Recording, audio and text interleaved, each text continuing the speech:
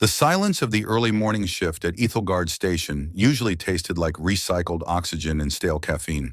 Kaelen Vance liked it that way. Silence was manageable. Silence didn't require filling out Form B9 for hazardous material transport or mediating between a disgruntled Xylari technician and a Terran core engineer who couldn't agree on the proper torque for a hyperspatial bolt. At exactly 6 in the morning, Kaelen stepped into his office, a modest alcove carved from the iridescent, obsidian-like stone that made up the station's inner ring. He didn't turn on the lights. The bioluminescent moss etched into the ceiling provided enough of a soft, cerulean glow. Then he saw it. Resting on his desk, atop a pile of mundane shipping manifests, was a scroll. It wasn't paper. It was a thin, translucent sheet of amber-colored polymer that seemed to vibrate with a low-frequency hum. It was sealed with a heavy, crystalline stamp bearing the sigil of the Archon, a collapsing star encircled by a double helix. Kaelen froze. His coffee, lukewarm and bitter, suddenly felt heavy in his hand. He had spent 2 years as a junior logistics liaison for the Terran Corps at this outpost. He moved crates. He filed clearances. He was the oil in the machine of a medium-priority diplomatic mission. He was not the kind of man who received amber scrolls. "Don't touch it if you're not ready for your life to get complicated," a voice drifted from the doorway. Kaelen didn't need to look up to recognize Jax. Jax was a veteran scavenger turned informant, a man whose face looked like a topographic map of the galaxy's roughest sectors. "It's already on my desk, Jax," Kaelen said, his voice sounding thinner than he liked. "In Xylari culture, that's as good as having it tattooed on my forehead. They say the amber ones are mandatory." Jax stepped inside, his cybernetic eye whirring as it scanned the seal. "Not 'please come to our party' mandatory. More like 'show up or we'll send a dreadnought to fetch you' mandatory." "What did you do, Vance? Trip over a sacred relic? Forget to bow to a statue?" "I move cargo, Jax. I don't interact with the High Court." Kaelen set his coffee down and reached for the scroll. The moment his fingers brushed the polymer, a jolt of static electricity raced up his arm. The seal dissolved into a fine mist of light, and the text etched into the amber began to glow in high Xylari script. His synaptic weave, the neural translator embedded behind his left ear, worked with a frantic intensity. Usually the weave translated alien dialects in less than a blink. This time, it stuttered. "Searching ancient database," the weave whispered directly into his auditory nerve. "Synthesizing archaic syntax." 5 long seconds passed. Translation: "You are summoned to the Eternal Spire at 2100 hours for the rite of resonance," Kaelen read aloud, his brow furrowing. "By order of Archon Valerius, attendance is non-negotiable." "Rite of resonance?" Jax whistled, a long, low sound of genuine concern. "That hasn't happened in 100 years. That's some old-world mojo, Vance. Usually involves blood, light, and a whole lot of destiny talk. You're just a paper pusher. Why you?" "I don't know," Kaelen muttered. He sat back, his heart thumping a jagged rhythm against his ribs. "Maybe they need someone to organize the catering." "Funny guy," Jax shook his head. "Look, Vance, if the big dogs are calling, you don't walk. You run. I've seen what happens to people who blow off the Archon. It's not a pretty sitrep." Kaelen ignored him, staring at the scroll. He thought about his record. He was 32 years old. He had been a brilliant engineer once, back on TerraCore, until a structural failure in a colony ship he designed cost 14 lives. He had spent the decades since then trying to be invisible. He had traded grand designs for logistics, hoping that if he stayed small enough, he couldn't break anything important. The scroll continued to hum, a persistent reminder that his period of invisibility had officially ended. He spent the next 4 hours trying to find an exit strategy. He messaged Director Thorne at the Terran Embassy. No reply. He checked the legal archives for exemption clauses. None existed for human liaisons under the current treaty. By noon, the anxiety had moved from his chest to his stomach, a cold, leaden weight. He found Commander Vrex in the station's central plaza. Vrex was a Xylari warrior of the old guard, 7 feet of muscle and silver scales, his eyes like 2 burning coals. He was overseeing the departure of a scout wing. "Commander," Kaelen called out, keeping his distance. Vrex turned, his movement so fluid it was predatory. He looked at Kaelen with the casual disdain one might reserve for a particularly stubborn insect. The human coordinator. You have my fuel manifest? I have this. Kaelen held up the scroll. The change in Vrex was instantaneous. The warrior's posture straightened and his eyes narrowed. He didn't take the scroll. He simply stared at it as if it were a primed explosive. The right, Vrex hissed. The Archon has a strange sense of humor, selecting a creature of carbon and chaos for such a moment. I'm looking for a way out, Commander. This is clearly a clerical error. I'm a logistics officer. Vrex stepped forward, the heat radiating from his body making the air shimmer. There are no errors in the spire. The Zelari do not guess. We calculate. We observe. We wait until the frequency is perfect. I don't even know what resonance means in this context, Kaelen snapped, his frustration momentarily overriding his fear. Is it a wedding? A promotion? A sacrifice? It is a binding, Vrex replied, his voice dropping to a resonant bass. A fusion of potentials. But you are a scavenger from a young, reckless world. You do not belong in the spire. Then help me cancel it. It cannot be canceled. It has been witnessed by the weave. If you do not show, the treaty between our people is void. Your embassy will be shuttered. Your trade ships will be seized. Do you understand the sitrep now, Vance? Kaelen understood. He was being backed into a corner by a civilization 10,000 years his senior. He looked at the towering spires of the station, the beautiful, cold architecture of a people who never made mistakes. I'll be there, Kaelen said. Good, Vrex sneered. Wear your finest rags, human. Try not to embarrass the galaxy. Kaelen walked back to his quarters. He spent an hour polishing his diplomatic boots and pressing his dress uniform. He felt like a fraud. He looked into the mirror and saw a man who had spent 10 years trying to stay safe, only to find himself invited to the most dangerous room in the sector.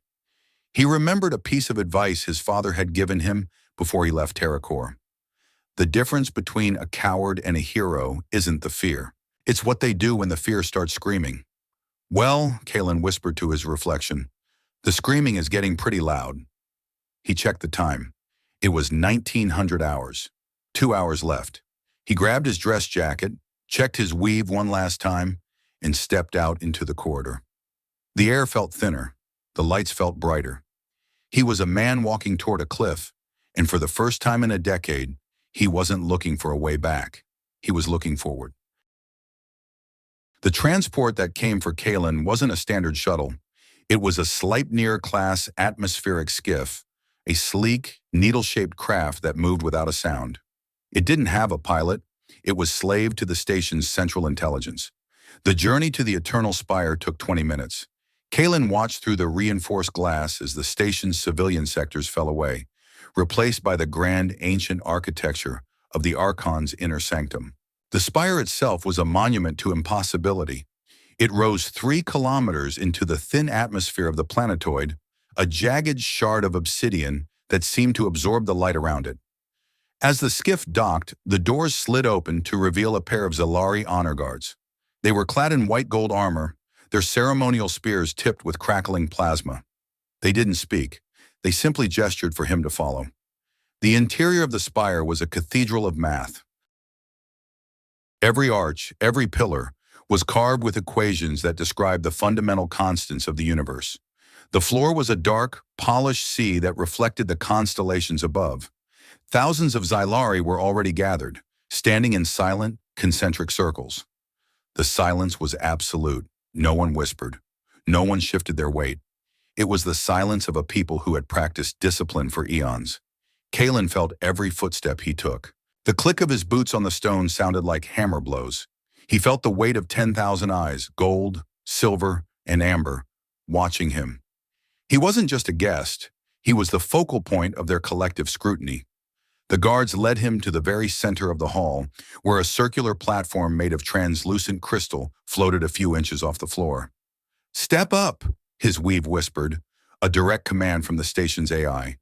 Kaelen stepped onto the crystal. It felt warm under his feet, a gentle vibration that hummed through his boots. He looked up and saw Archon Valerius sitting upon a throne of carved starlight. The Archon was ancient, his scales almost translucent, but his eyes held the clarity of a supernova. Kaelen Vance of Terra Corps? The Archon's voice didn't come from his throat. It echoed through the synaptic weave of everyone in the room. It was a sound of immense, weary gravity. You have been chosen by the resonance. Respectfully, Archon, Kaelen said, his voice echoing in the vast chamber. I think there's a mistake. I'm a logistics coordinator.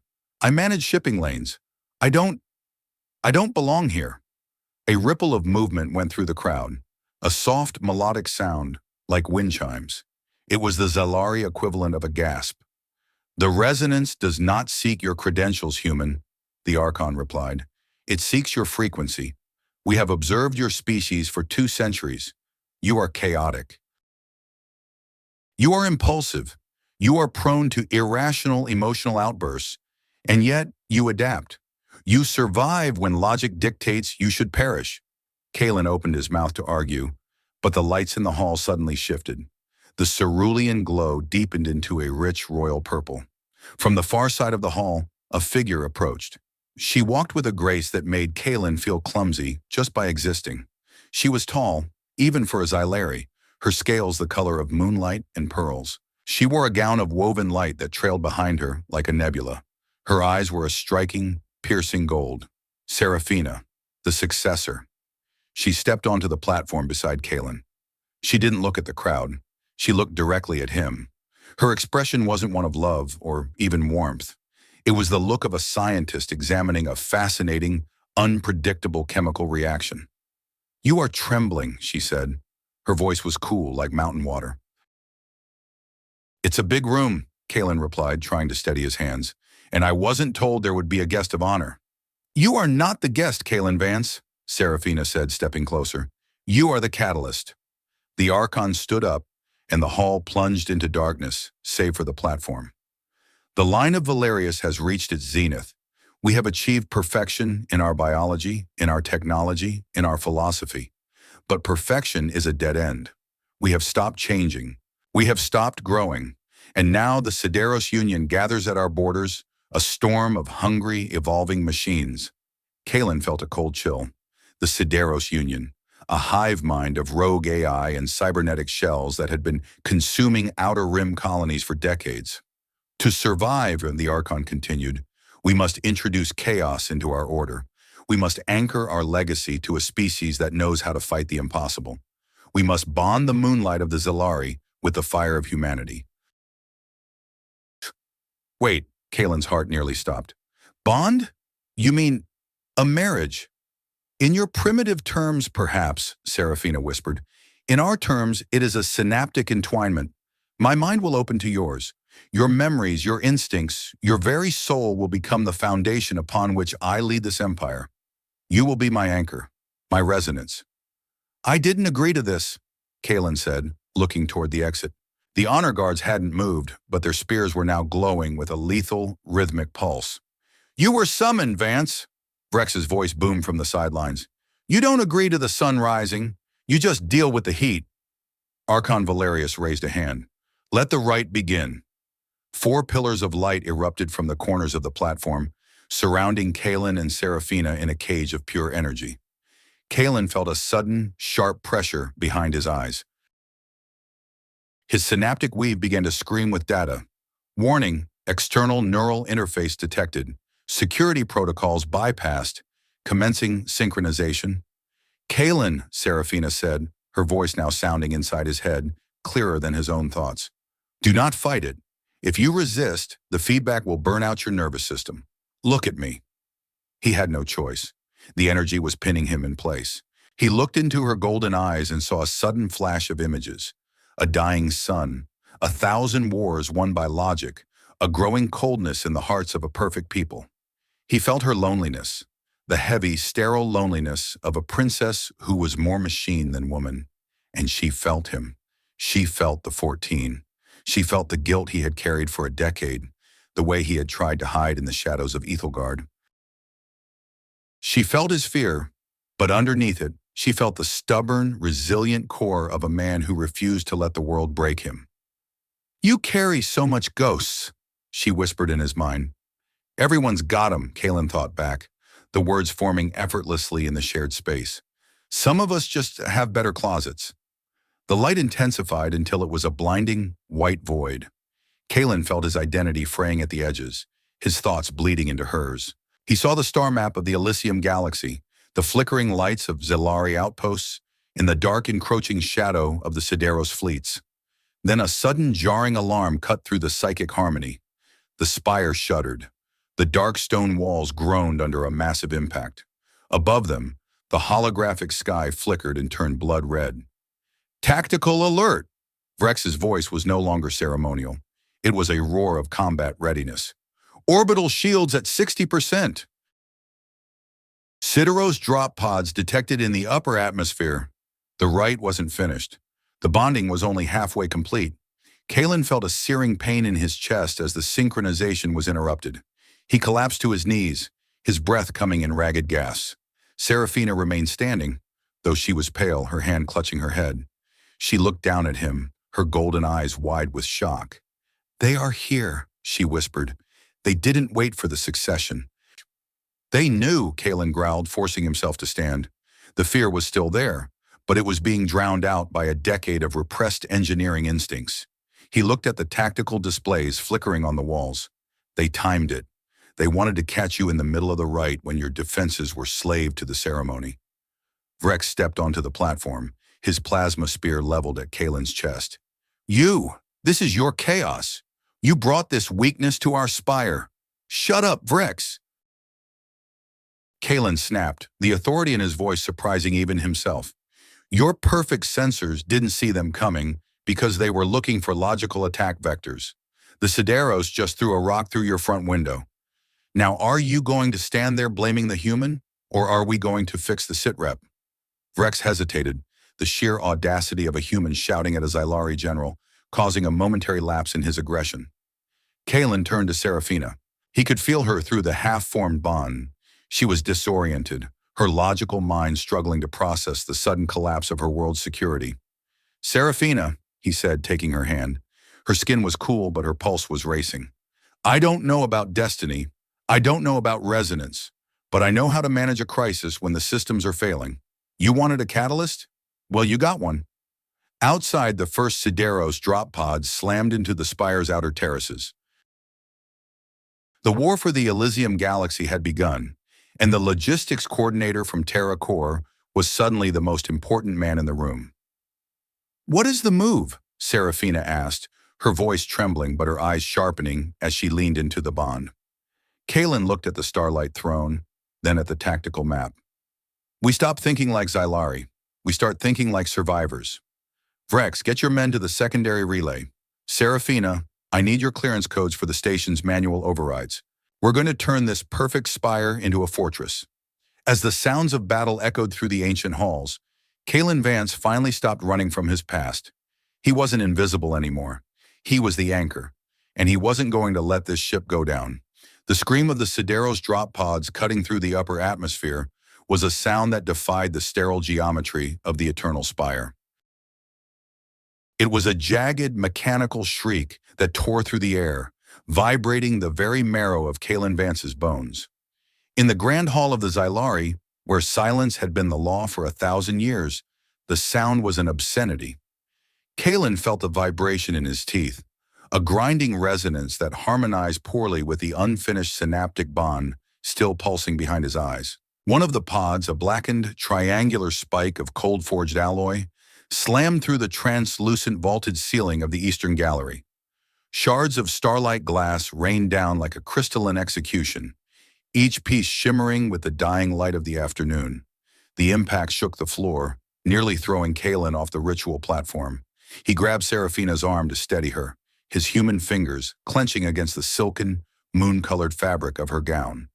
She didn't flinch. Her golden eyes were fixed on the breach, her mind clearly racing through 1,000 logical permutations of the current sitrep. Through the half-formed bond, Kaelen felt her confusion as a cold, static-filled void. She was trying to calculate the probability of a Sideros breach in the heart of the Xylari capital, and the numbers weren't adding up. "Move," Kaelen projected into the shared mental space. his thoughts sharp and jagged compared to her smooth, melodic consciousness. If we stay on this pedestal, we are just targets in a shooting gallery. The Sideros pods didn't open like doors. They disintegrated, the metal panels folding inward and dissolving into a swarm of nanitic drones that reformed into killing machines. 3 of them stepped out of the dust. 6-legged amalgams of chrome and logic, their sensory clusters glowing with a malevolent, crimson light. They were the Sideros harvesters, designed to strip a room of organic life in seconds. Vrex, the Xylari commander, was already in motion. He didn't scream orders. His commands were a series of high-frequency pulses sent through the local synaptic network. 6 honor guards formed a phalanx in front of the platform, their plasma spears igniting with a hiss that sounded like 1,000 angry serpents. "Human," Vrex's voice boomed over the speakers, bypassing the weave. "Get the successor to the lower vaults, now." Kaelen didn't need to be told twice. He pulled on Serafina's hand, dragging her toward the western stairwell. She followed, though her movements were stiff, her body still trying to reconcile the physical world with the psychic trauma of the interrupted rite. "You are leading us into a dead zone," Serafina's voice echoed in his head, cold and analytical. "The lower vaults are a closed system. If the Sideros breach the outer perimeter, we will be trapped with no tactical egress." Then we change the variables, Kaelen thought back, his boots pounding against the dark polished stone. "Logic says stay in the open where you can maneuver. My gut says those tin cans are going to saturate this hall with seeker drones in 30 seconds. We need a bottleneck." They reached the top of the stairwell just as the first volley of Sideros disruptor fire hit the Xylari phalanx. The sound wasn't an explosion. It was a sickening wet pop as the air itself was ionized. Kaelen didn't look back. He knew what happened when a disruptor hit a living target. The atoms simply forgot how to hold together. They descended into the maintenance levels of the spire, a place few Xylari ever visited. This was the gut of the station, where the ancient machines that regulated oxygen, gravity, and waste lived in a perpetual, low-frequency hum. The walls here weren't obsidian.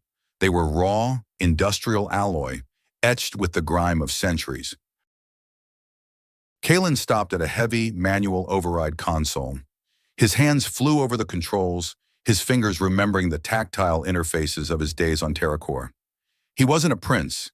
He wasn't a chosen consort. He was a gearhead with a bad history and a talent for making broken things work just long enough to save lives.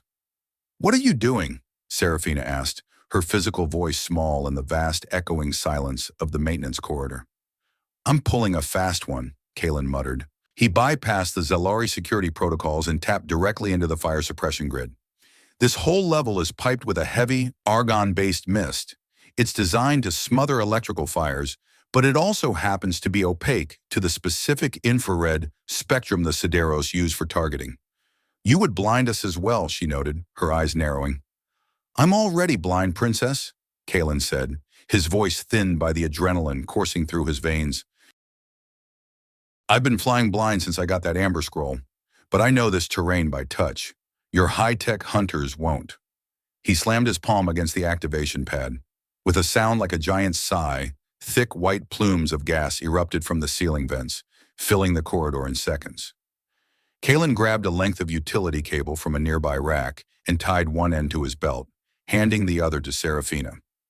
"Hold on to this," he commanded. "Don't let go, no matter what you hear." The silence that followed was heavy and suffocating.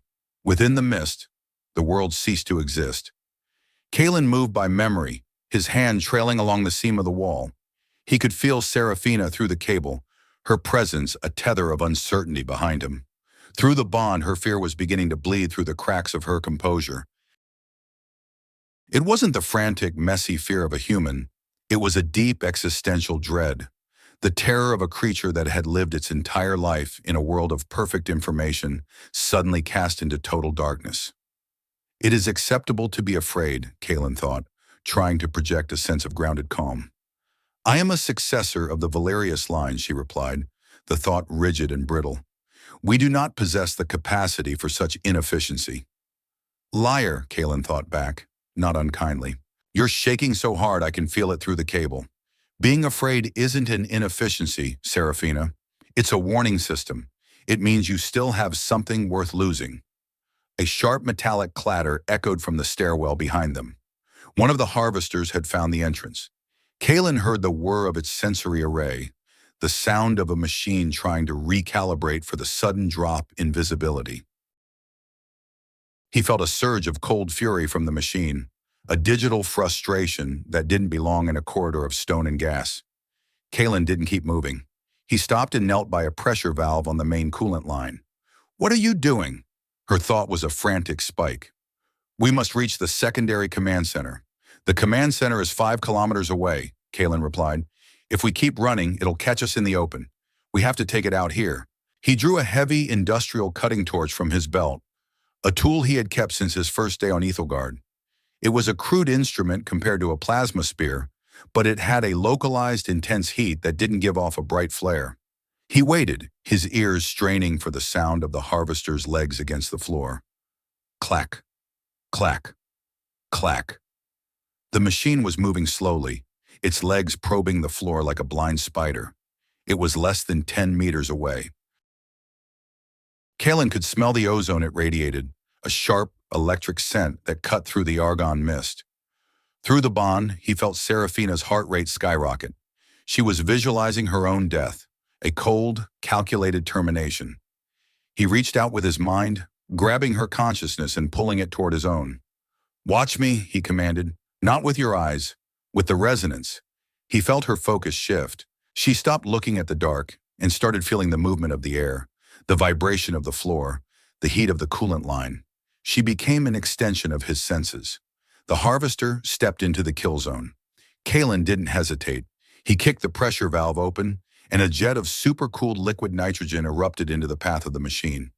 The harvester's sensors, already struggling with the argon, were instantly overwhelmed by the sudden thermal drop. Its alloy joints, designed for the temperate climate of the spire, became brittle in a fraction of a second. Kaelen lunged forward, his cutting torch flaring to life. He didn't aim for the chassis. He aimed for the primary power coupling located just behind the central sensor cluster.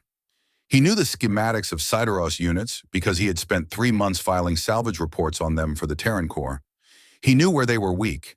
The torch sliced through the frozen metal like a hot needle through ice. There was a spray of blue sparks, a high-pitched digital scream, and then the harvester collapsed, its systems cascading into a terminal shutdown. Kaelen slumped against the wall, the torch falling from his hand. His chest was heaving, his uniform soaked in sweat and argon residue. He felt a wave of pure, unfiltered shock wash over him from Serafina's side of the bond. You killed it," she said, her voice audible now. "Without a weapon. Without an army." "I used a pipe and a lighter," Kaelen rasped, a grim smile touching his lips. "It's called improvisation, Princess. Welcome to humanity." She stepped through the mist, her form appearing like a ghost in the white haze. She looked down at the ruined machine, then back at Kaelen. For the first time, the measuring look in her eyes was gone, replaced by something raw and unsettled. "You were terrified," she whispered. "I felt it. Your pulse was over 140 beats per minute. Your adrenal glands were flooding your system.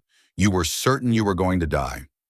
"Yeah, well, I'm not a fan of being disassembled by tin cans," Kaelen said, wiping his face with his sleeve.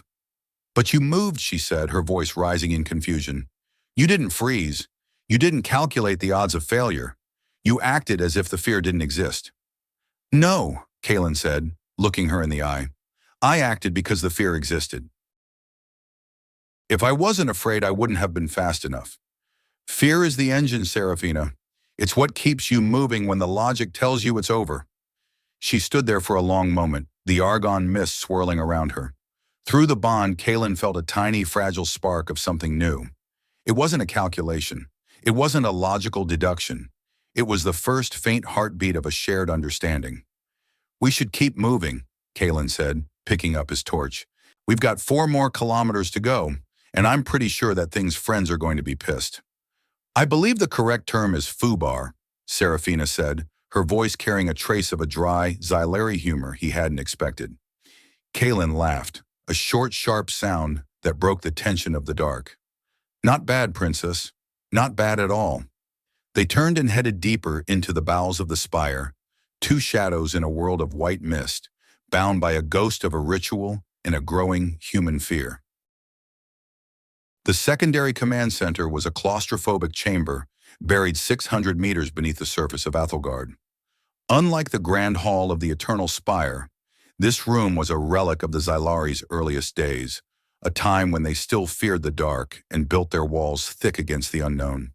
The air here was heavy with the scent of ancient stone and the hum of massive, low-tech processors that didn't rely on the synaptic weave. Kaelen leaned against a tactical terminal, his hands trembling as he watched the flickering red icons of the Sideros invasion. The Xylari defenses were crumbling. It was a systemic failure of a kind he had seen before, the failure of a rigid structure when faced with a fluid, chaotic threat. The Xylari warriors were fighting with perfect discipline, but the Sideros were changing their tactics every 3 minutes, evolving their attack patterns in real time. Vrex appeared on the main screen, his silver armor charred and pitted by disruptor fire. "The bridge of the orbital station is lost," he reported, his voice tight with a suppressed fury. "We are falling back to the inner ring. The human, is he still alive?" "I am right here, Vrex," Kaelen said, pushing himself away from the terminal. "And the human is the reason the successor isn't a pile of ionized dust right now." Vrex's image flickered as the Sideros jamming intensified. "Do not think a single victory in a maintenance tunnel makes you a soldier, Vance. The situation is beyond your comprehension. We are facing a total saturation event." "Then stop fighting them where they want to fight," Kaelen shouted back. "They're eating your tactics because your tactics are predictable. You're trying to win a chess match while they're burning the board." The signal cut out, leaving the room in a dim, amber light. Kaelen slammed his fist against the console. "Damn it. They're too perfect. They're so obsessed with the right way to fight that they're going to let themselves get slaughtered." Serafina was standing in the center of the room, her hands folded in front of her. She wasn't looking at the screens. She was looking at a small holographic display in the corner, a glowing model of the Xylari genome. "It is not just the tactics, Kaelen," she said quietly. He walked over to her, his brow furrowing. "What do you mean?" She gestured toward the double helix of the holographic model. "This is the genetic record of my people across 10,000 years. Look at the variance in the last 3 centuries." Kaelen leaned in, his engineering background helping him parse the data. The strands were identical. There were no mutations, no deviations, no errors. It was a perfect, repetitive pattern. "There is none," Kaelen said, a cold realization dawning on him. "You've stopped evolving." "We reached the summit," Serafina said, her voice devoid of emotion. "We eliminated disease. We eliminated physical frailty. We optimized our neural pathways for maximum efficiency. But in doing so, we closed the loop. Our biology is no longer capable of the noise required for adaptation. We are a masterwork of art, Kaelen. Beautiful, permanent, and utterly incapable of change." Kaelen looked at the screen, then back at her. "Is that why the right of resonance exists? Why you needed a human?" She nodded. The Archon scholars realized this 12 cycles ago. They saw the Sideros rising, saw a hive mind that evolves through assimilation and iteration. They knew that if the Xylari faced them alone, we would be a relic within a generation. We are too perfect to survive a world that is not. "So I'm not a husband," Kaelen said, a bitter edge to his voice. "I'm a system update. I'm the noise you need to jumpstart your evolution." Serafina looked at him, and for the first time he felt a genuine wave of sorrow through the bond. It was an old, heavy feeling, like the weight of a dying sun. "I did not choose the method, Kaelen. But yes, the bond was designed to take the adaptive density of your species, the chaos that allows you to survive your own mistakes, and graft it onto the Xylari line. You were selected because your life has been a series of adaptations to failure. The incident at TerraCore, the death of those 14 souls." Kaelen flinched as if she had struck him. "Don't," he hissed. "You have no right to go in there." "I am already in there," she reminded him, her voice soft. "I feel the guilt you carry. I feel the way you've spent 10 years trying to be a cog in a machine so you never have to make a choice that matters again. You think your imperfections are a burden, Kaelen? But to my people, they are the most valuable resource in the galaxy. Your ability to live with your mistakes, to move forward despite the fear of repeating them, that is the resonance we need. Kaelen turned away, his chest tight. He thought about the colony ship. He thought about the sound of the hull buckling, the screams of the families who had trusted his designs. He had spent a decade running from that memory, convincing himself that he was a broken man who belonged in a basement office moving crates. And now, the most advanced civilization in the sector was telling him that his brokenness was a superpower. "It's a hell of a sales pitch, Princess," Kaelen said, his voice cracking. "But I'm just one guy. I can't save an empire with my adaptive density. I can barely keep my own head on straight." "You saved me," she said, "in the mist. You didn't use a masterwork of engineering.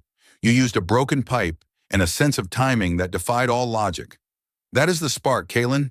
That is what we have lost." A sudden tremor shook the command center, more violent than any before.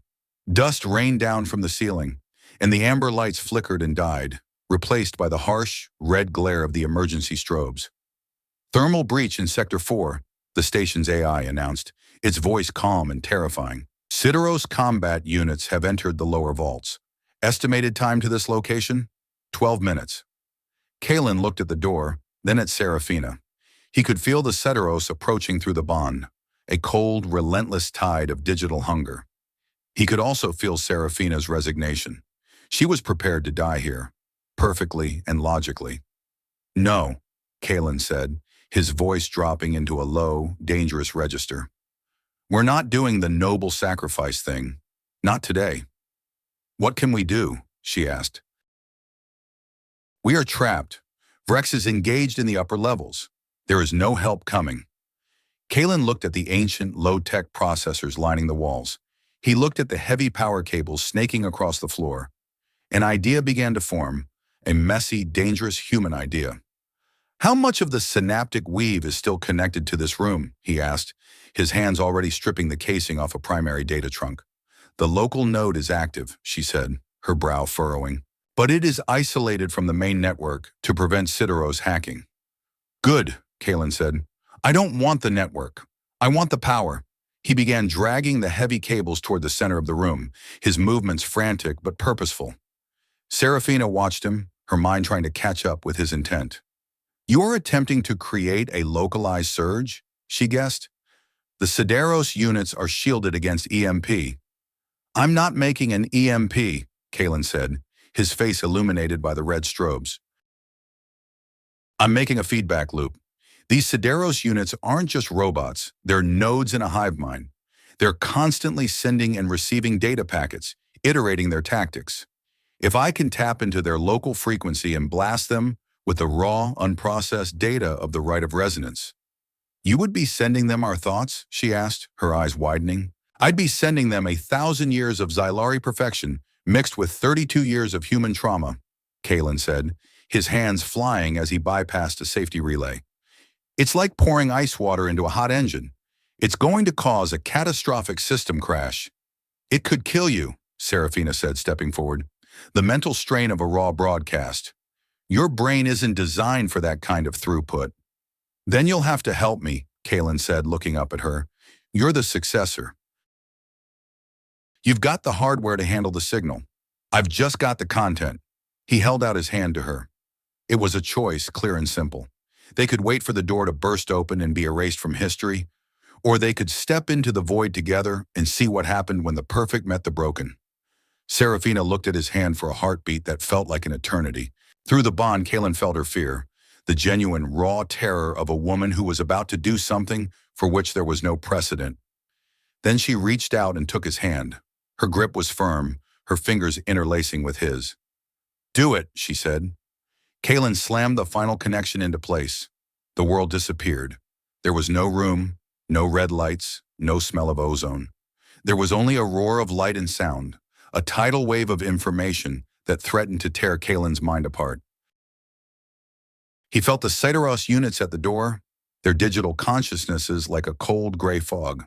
He reached into his own heart, into the darkest, most painful corners of his memory, the smoke of the colony ship, the cold silence of space, the years of loneliness on Aethelgard, and he flung it into the fog. He felt Seraphina beside him, her moon-colored light acting as a prism, focusing his chaotic energy into a single blinding beam. She took his pain and gave it structure. She took his fear and gave it weight. The gray fog screamed. Kaelen felt the digital nodes of the Sideros hive mind shattering as they tried to process the concept of guilt. He felt their evolution stall as they encountered the paradox of a creature that could fail and still keep fighting. The machines didn't know how to adapt to a flaw that was also a weapon. The feedback loop expanded, rippling outward from the command center, through the corridors, up into the hall of the Eternal Spire. Every Sideros unit on the station froze, their sensory clusters flashing a frantic, erratic blue. For a brief shining moment, the perfect logic of the hive mind was broken by the sheer, messy weight of a human soul. Kaelen felt himself falling, his consciousness slipping away into the dark. The last thing he felt was Seraphina's hand holding his, a steady, warm presence in the void. "You did it, Kaelen," her voice whispered in the back of his mind, sounding more human than he had ever heard it. "You showed them what it means to be worthy of the struggle." Then there was only silence. Kaelen Vance didn't know if he was alive. He didn't know if the station was still there. But as he drifted into the unconsciousness, he wasn't afraid. He had made a choice. He had acted despite the screaming in his head. And for a man who had been hiding for 10 years, that was more than enough. The dust in the command center began to settle, the red strobes flickering out as the primary power returned. Outside the door, 3 Sideros harvesters lay in a heap of inert chrome, their processors burned out by a signal they were never meant to understand. In the center of the room, a human and a Zelari princess lay side by side, their hands still joined, their breathing ragged but synchronized. The rite of resonance was no longer a ritual of the past. It had become the foundation of a very uncertain, very human future. The first thing Kaelen Vance felt when he clawed his way back to consciousness was the taste of copper and the sensation of being plugged into a live high-tension wire. His skin felt too tight for his muscles, and his mind was a jagged landscape of overlapping memories that weren't his own. He could see the birth of a star through eyes that had existed for 1,000 years, and he could feel the cold, sterile weight of a throne he had never sat upon. Beside him, the air hummed with a fading violet light. He managed to crack one eye open, coughing as the argon mist, now thin and dissipating, tickled his lungs. The command center was a wreck. The red emergency strobes were still spinning, casting long, rhythmic shadows across the broken machinery. He tried to move his hand, but his fingers were tangled with someone else's. He looked down and saw Seraphina. She was still out, her moon-colored scales pale and dull, as if the light inside her had been drained to fuel the broadcast. Her breathing was shallow, a rhythmic, fragile puff of air that seemed entirely too delicate for a woman who held the fate of an empire in her DNA. "Princess," Kaelen rasped, his voice sounding like it had been dragged over a gravel road. "Hey, wake up! The party's over, and we've got a hell of a cleanup crew coming." He squeezed her hand. Through the half-formed bond, he felt a sudden, sharp spike of ice-cold terror. It wasn't his fear, it was hers. She was dreaming of a void where there was no logic, no sequence, no perfection. She was drowning in the messy, loud, and painful reality of being human. Kaelen pulled her toward him, ignoring the protest of his own battered joints. He didn't think about the protocols or the diplomatic consequences. He just acted. He shook her shoulders, his voice growing more urgent. "Seraphina, snap out of it. Stay frosty, okay? You're not in the void. You're right here." Her eyes snapped open, the gold irises blown wide until they almost swallowed the white. She gasped, a sound of pure, unadulterated shock, and scrambled backward, her back hitting the cold alloy of a processor bank. She stared at him as if he were a monster, or perhaps something even more terrifying. A mirror. "I felt it," she whispered, her voice trembling. "The 14. I felt the heat of the fire, the sound of the hull screaming. I felt the moment you realized you couldn't save them. It wasn't just data, Kaelen. It was everything." Kaelen winced, looking away. The guilt he had spent 10 years bearing was now an open wound between them. I told you it was a mess. I didn't mean to dump that on you. You didn't dump it, she said, her breathing slowly regulating as she regained her Zalari composure. You shared it. It was the only way the feedback loop worked. But Kaelen, the Sideros, they didn't just break. They absorbed it. Kaelen frowned, pushing himself up to a seated position. What do you mean they absorbed it? I saw them burn out. Their processors couldn't handle the load. Serafina pointed to the tactical screen. It was flickering, struggling to reconstruct the data from the upper levels. The 3 units at the door are dead, but the hive mind is a distributed network. They didn't just receive the signal, they cataloged it. They are iterating, Kaelen. They are taking your noise and trying to find a way to make it part of their signal. You've got to be kidding me, Kaelen muttered, rubbing his face with his grimy hands. So instead of stopping them, I just gave them a crash course in how to be a miserable human being? Great. Just what the galaxy needs. Depressed killer robots. It is worse than that, she said, standing up with a shaky grace. They are hunting us, specifically you. You represent a variable they have never been able to simulate. You are the anomaly that broke their logic. They won't stop until they've mapped every neuron in your brain. A sudden, sharp series of thuds echoed from the heavy blast doors at the end of the corridor. It wasn't the sound of a machine trying to calculate a breach. It was a rhythmic, angry pounding. It was the sound of something that wanted to get in because it was personal. They're early, Kaelen said, grabbing his industrial torch. He looked at the door, then back at Serafina.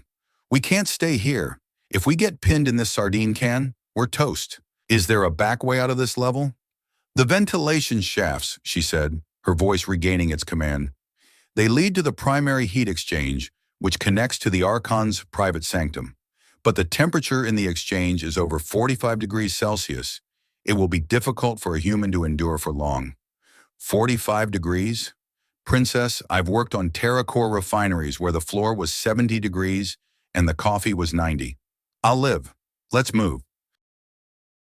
Whoa. They scrambled toward a heavy grate in the ceiling.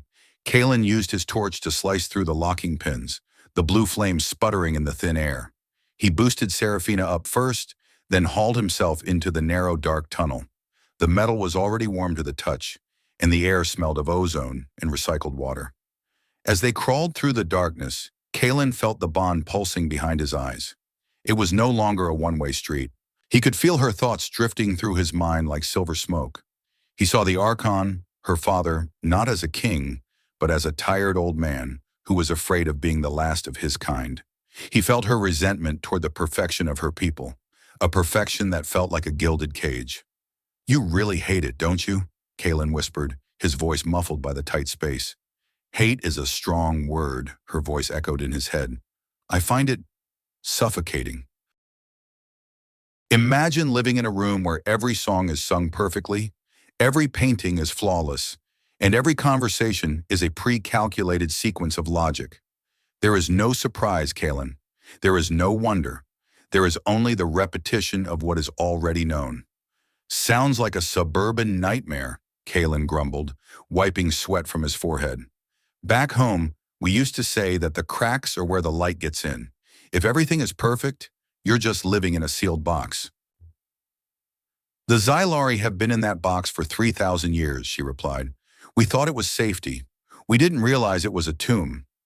That is why my father chose you. Not because you were the best human, Kaelen, but because you were the one who understood how to live with the cracks. They reached a junction where the shaft opened into a massive, vertical chamber. Below them, a river of glowing coolant flowed through transparent pipes, illuminating the space in a ghostly emerald light. The heat was intense now, a physical weight that made Kaelen's head swim. Wait, Kaelen said, his hand gripping the edge of the shaft. He felt a sudden cold tingle on the back of his neck. Do you hear that? Hear what? Nothing. That's the problem. The low-frequency hum of the station's processors had stopped. The emerald light below flickered once, twice, and then turned a dull, bruised purple. From the shadows of the chamber, 3 shapes detached themselves from the walls. They weren't harvesters. They were smaller, sleeker, and they didn't have legs. They floated on silent anti-grav plates, their bodies a shifting mass of liquid chrome that seemed to mimic the surrounding architecture. Sideros mimics, Serafina whispered, her voice sharp with alarm. They shouldn't be here. They require a direct link to the hive core to maintain their form. They're adapting, Kaelen said, his grip tightening on the torch. They're using the station's internal wireless grid to bypass the core. They aren't looking for the command center anymore. They followed our thermal signatures. One of the mimics shifted, its surface rippling, until it vaguely resembled a human shape. Kaelen's shape. It held up a limb that morphed into a crude, metallic version of his cutting torch. Okay, that is officially creepy, Kaelen said, his heart hammering a frantic rhythm. They're not just hunting us, they're mocking us. Archon. They are attempting to understand the concept of identity, Serafina said, stepping out onto a narrow maintenance catwalk that spanned the chamber. They believe that by mimicking the anomaly, they can neutralize it. The mimic let out a sound, a distorted, digitized playback of Kaelen's own voice from the command center. It's called Improvisation, Princess. Welcome to humanity. The sound was hollow, devoid of the fear and the grit that had given the words their meaning. It was a cold, mechanical imitation of a soul. Hey, static brains, Kaelen shouted, stepping out onto the catwalk beside Serafina. You want to know what makes a human? It's not the voice, and it sure as hell isn't the chrome. He lunged forward, but he didn't aim for the mimic. He aimed for the primary coolant pipe directly above them. He jammed his torch into the emergency release valve and pulled with every ounce of strength he had left. Kaelen, no, Serafina cried out. The valve blew, and a torrent of pressurized, superheated steam erupted into the chamber. The mimics, designed for precision targeting and cold environment combat, were instantly enveloped in a cloud of boiling white vapor. Their liquid metal surfaces began to oscillate wildly, unable to maintain a stable form in the turbulent heat. Kaelen grabbed Serafina's hand and pulled her toward the far side of the catwalk. Move! While they're still trying to figure out the thermodynamics. They scrambled across the narrow bridge, the heat blistering Kaelen's skin. Behind them, the mimics were shrieking, a high-pitched electronic wail that sounded like 1,000 modems dying at once. They weren't just malfunctioning, they were experiencing the physical consequences of an irrational choice. They reached the far shaft and tumbled inside, Kaelen slamming the hatch shut and bolting it. He leaned against the metal, his breath coming in jagged, painful gasps. His uniform was shredded, his face was burned, and he felt like he had been run over by a freight train. That was incredibly dangerous, Serafina said, her voice breathy and unsettled. She was looking at him with an expression that was no longer measuring. It was something closer to awe. The probability of us surviving that blast was less than 12%. Yeah, well, Kaelen rasped, a weak grin breaking through the soot on his face.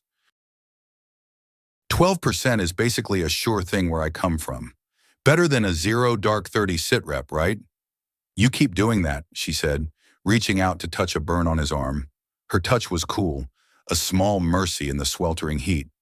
You keep choosing the path that should fail, and somehow you make it the only path that works.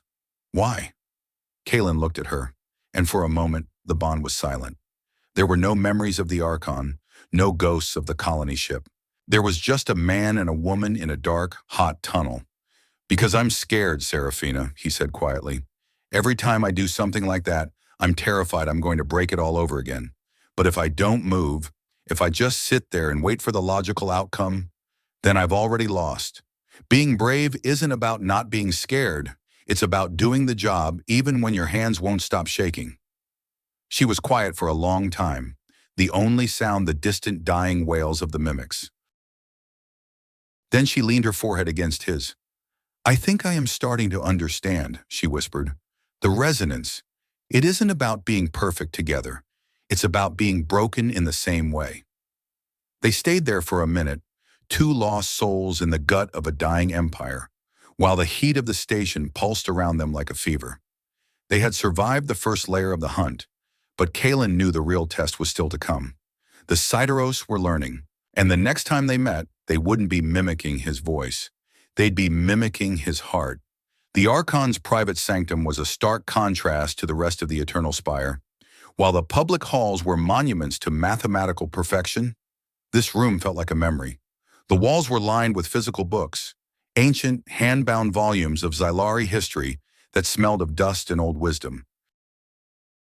In the center of the room, a single ancient tree grew from a plot of earth, its leaves glowing with a soft, amber light that pulsed in time with the station's dying heart.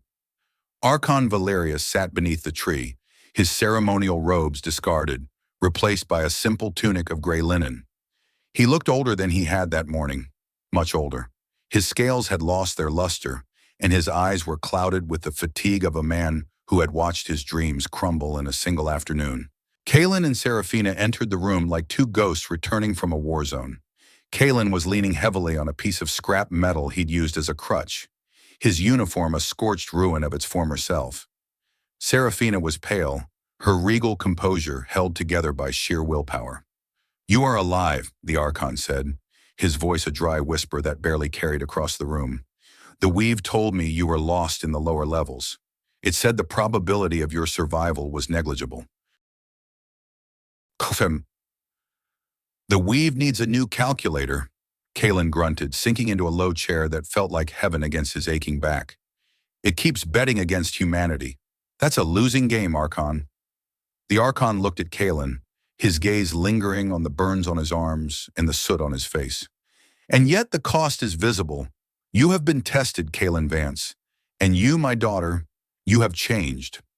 Serafina stood beside her father, her hand resting on the ancient tree. "I have seen the cracks, Father, and I have seen what lives inside them. The Sideros are not just attacking us, they are trying to assimilate the resonance.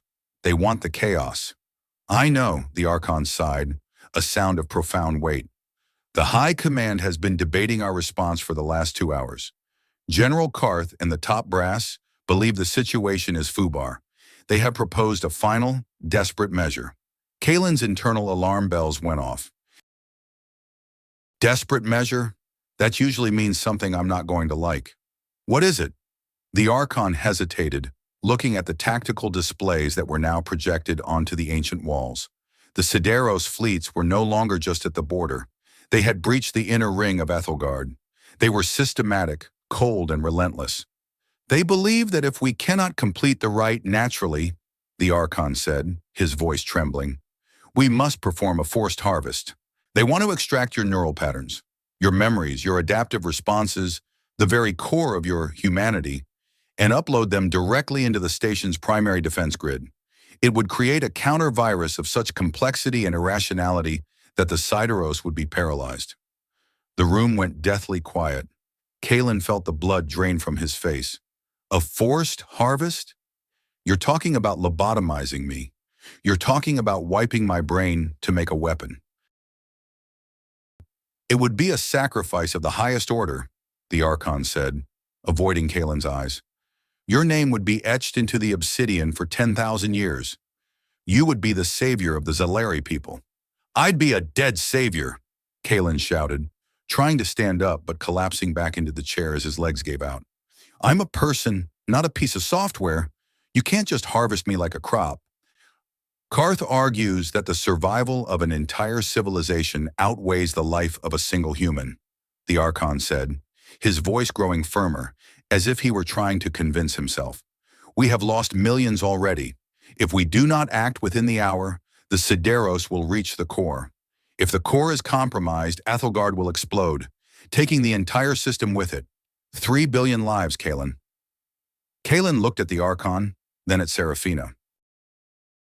He felt her shock through the bond, but he also felt something else. A cold, logical part of her brain that was already doing the math. 3 billion lives versus 1. The Xylari equation was simple. It was perfect, and it was terrifying. "Serafina?" Kaelen whispered, his voice shaking. "Tell me you're not okay with this." She was looking at the genetic model in the corner of the room, her golden eyes unreadable. "The logic is sound, Kaelen. If we extract the pattern, we save the Empire. We save my father. We save everything we have built for 10,000 years." "But you lose me," Kaelen said, a hollow feeling opening up in his chest. "You lose the person. You just get the data. You'll have a perfect weapon, but you'll have the same problem you started with. You'll be perfect and dead inside. She turned to look at him, and for a moment the bond flared with a blinding, painful intensity. He saw the cold halls of her childhood, the sterile perfection of her education, the weight of a crown she never asked for. And then he saw the mist. He saw the way he had laughed in the dark, the way he had held her hand when the world was boiling. "Karth is wrong," she said, her voice ringing out in the quiet sanctum. The Archon blinked, his cloud-gray eyes widening. "Daughter, a harvest is just another way to achieve perfection," Seraphina said, stepping away from the tree and moving to stand in front of Kaelen. "It is a shortcut. It is the Xylari way of avoiding the struggle. If we kill him to save ourselves, we are proving that we have learned nothing. We are just becoming a different kind of Sideros, machines that calculate survival at the cost of the soul. The Sideros are at the gate, Seraphina." "Elder," the Archon cried out, standing up with a sudden, desperate energy. "There is no time for philosophy. The top brass are already preparing the extraction chamber." "Then let them prepare for a fight," Kaelen said, his voice low and dangerous. He forced himself to stand, the scrap metal crutch clattering to the floor. He leaned on the back of the chair, his eyes fixed on the Archon. "You want to save this station? You want to stop the Sideros? Then stop trying to be gods and start being people. We don't need an extraction. We need a team." "A team?" the Archon asked, bewildered. "With what resources? Our fleet is ghosted. Our warriors are pinned." "You've got me," Kaelen said, pointing to his chest. "And you've got her. We're already bonded, Archon. We don't need to harvest anything. We just need to get to the core and finish the job ourselves. Not with a ritual, with a manual override." "That is suicide," the Archon whispered. "The core is saturated with Sideros hunters. They have already adapted to the resonance. They will see you coming from kilometers away." "Let them see," Kaelen said, a grim determination settling over him. "They're expecting a weapon. They're expecting a perfect, logical attack. They're not expecting a logistics guy and a princess to walk through the front door and start pulling plugs. We're going to be the biggest clusterflock they've ever seen." Seraphina looked at him, a slow, dangerous smile spreading across her moon-colored face. "A clusterflock. I believe I am beginning to like your language, Kaelen Vance." The Archon looked between the two of them, the broken human and his defiant daughter. For the first time in centuries, the Archon didn't look like a king. He looked like a man who was seeing a star for the first time. "You are fools," he said, but his voice was thick with an emotion that wasn't logic. "You are reckless, impulsive, and utterly irrational fools." "Yeah," Kaelen said, reaching out to take Seraphina's hand. "Welcome to the family, Archon." A sudden, earth-shaking explosion rocked the sanctum. The amber leaves of the ancient tree turned a frantic, bleeding red. On the tactical screen, the primary reactor icons turned black. "The Sideros have taken the regulator," the Archon gasped, his voice failing him. "The containment field is failing. We have 45 minutes before the core goes critical." Kaelen looked at Seraphina. The bond was a roar now, a symphony of fear and courage that made his blood sing. He didn't feel like a logistics coordinator. He didn't feel like a man running from his past. He felt like a man who was exactly where he was supposed to be. 45 minutes? Kaelen said, checking his internal clock. "That's plenty of time. I once rerouted a whole trade fleet in under 20. Let's go, Princess. Time to break some toys." They didn't wait for the Archon's permission. They turned and ran toward the private lift that led to the heart of the station.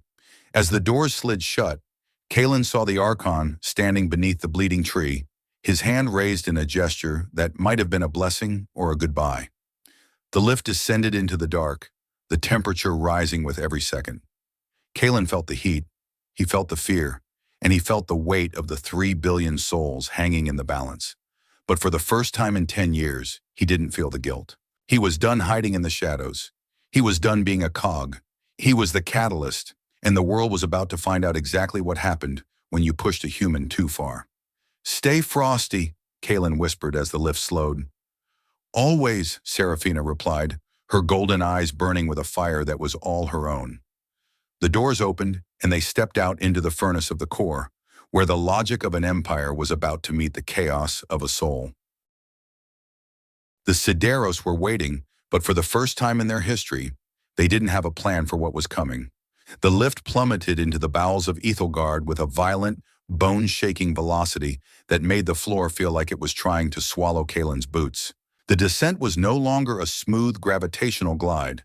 The Sideris had compromised the primary stabilizers, and the car was bouncing against the magnetic rails, throwing sparks that illuminated the dark shaft in rhythmic, strobe-like flashes of blue. Kaelen braced himself against the handrail, his knuckles white and his teeth gritted. Beside him, Seraphina stood perfectly still, though her moon-colored scales were vibrating with a fine silver tension. Through the bond, her mind was a whirlwind of tactical data and growing irrational hope. A human infection she was still struggling to categorize. 30 floors to the primary heat exchange, Kaelen shouted over the roar of the friction. If the Sideros have tapped the main bus, the doors are going to be hot. Real hot. Seraphina's eyes flickered with a sudden, sharp gold light. The internal security grid in Sector 9 has been neutralized. I can feel the absence of the guards. They didn't just fall, Kaelen. They were integrated. Yeah, well, we're not going to be part of the collective today, Kaelen muttered, checking the charge on his industrial cutting torch. It was nearly depleted, the amber light on the casing blinking a frantic warning. He reached into his tactical vest and pulled out a small jury-rigged power cell he'd scavenged from the command center. With a practiced flick of his wrist, he swapped the cells, the torch humming back to life with a satisfying, high-pitched whine. How are we on the clock?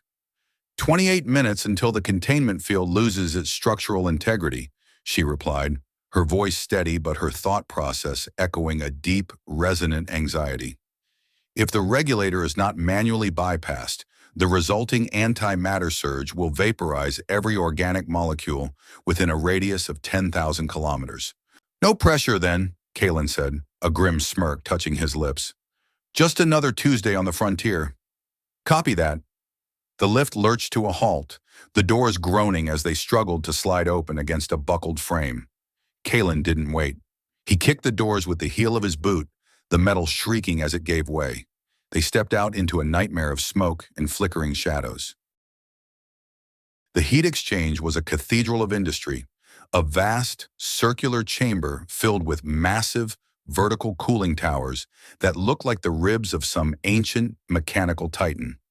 But the towers were no longer humming with the cool, emerald light of Zelari technology. They were encased in a growing, pulsing lattice of black sideros alloy. It looked like a fungal infection made of chrome and logic, spreading across the walls and choking the life out of the station. Tango at 2 o'clock, Kaelen barked, pulling Seraphina behind a thick obsidian pillar. A sideros sentinel, a hovering orb of rotating blades and red sensory eyes, drifted over the catwalk above them. It was scanning the area with a high-intensity laser, its movements jerky and erratic.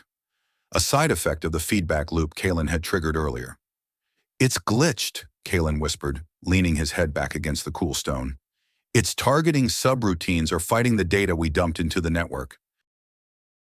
It's trying to decide if we're targets or a system error. Then we should exploit the indecision, Seraphina said. She stepped out from behind the pillar before Kaelen could stop her. She didn't draw a weapon. Instead, she raised her hand, her moon-colored scales glowing with a soft, pulsing frequency. The sentinel paused, its sensory eyes spinning rapidly. It emitted a series of chirping, electronic sounds, a question in a language of pure mathematics. Seraphina didn't speak with her voice. She spoke through the synaptic weave, projecting a single, complex image into the sentinel's sensor array. A Zalari child holding a piece of translucent sea glass, the sunlight refracting through it in a chaotic, non-repeating pattern. It was an image of pure, unoptimized beauty, something that possessed no logical value but infinite emotional weight. The sentinel's blades slowed. Its crimson eyes flickered to a soft amber. For a heartbeat, the killing machine was paralyzed by the sheer, overwhelming uselessness of the data.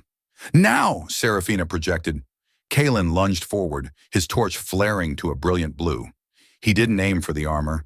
He jammed the torch into the sentinel's primary cooling vent.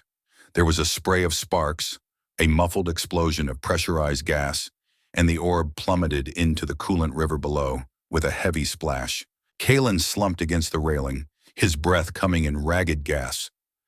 Nice distraction, princess. Where'd you pull that one from? Serafina looked at her hand, the glow slowly fading. It was a memory. Mine. From the first cycle of my awareness. I never understood why I kept it. It served no purpose in my training. It was a flaw in my filing system. It wasn't a flaw, Kaelen said, wiping soot from his brow. It was a choice. You kept it because you liked it. That's what the Sideros don't get. They think everything has to have a function. They don't understand that some things are just because.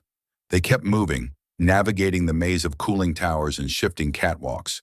Through the bond, Kaelen could feel the station dying. The vibrations in the floor were becoming more rhythmic, more violent.